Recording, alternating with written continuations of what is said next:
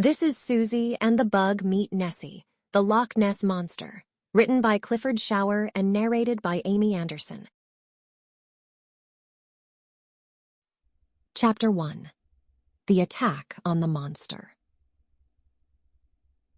Bug, a 12-year-old girl, and Suzy, her cat, were sitting in the living room trying to figure out what to do when Mom entered the room and asked, "What are you doing?" Bug replied, "We are trying to figure out what to do. We are getting bored." Mom told them, "Why don't you go to the courtyard and pull weeds?"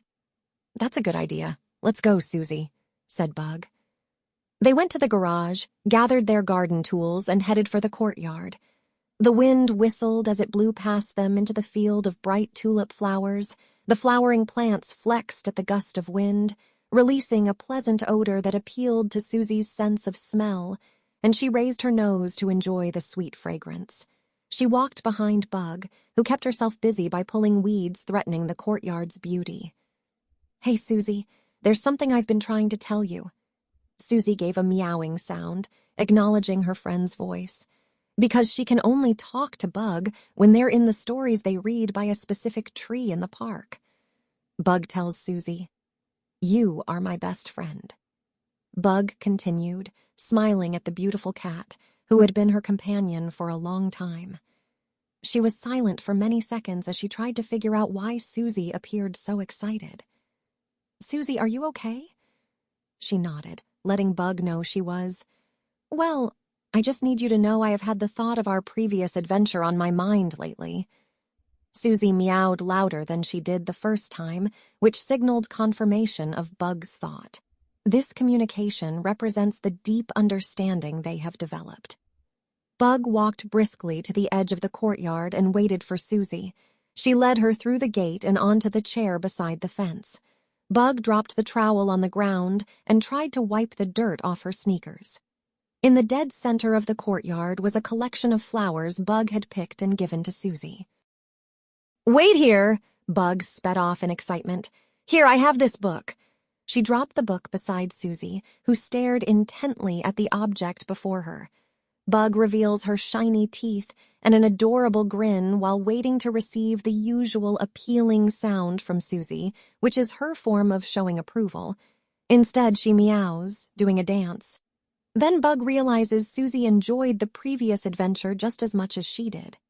"You know how exhausting it was the last time out, don't you?" Bug sneered. "Let's have some fun one more time!" She rose to her feet with her arms extended as she faced the sky with a delighted smile. They cleared up the weeds in the courtyard and returned the tools to the garage. Then they headed to the park after telling Mom where they would be. Bug brings her backpack, which is full of supplies and a little money, and off they go, starting with the first tree they came to. They went down the line to the next and the next.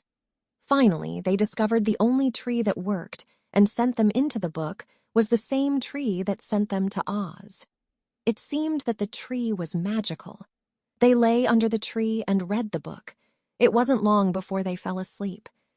When Suzy woke up, they were in the Scottish Highlands, next to a lake called Loch Ness. It is 23 miles long and the second deepest lake in Scotland.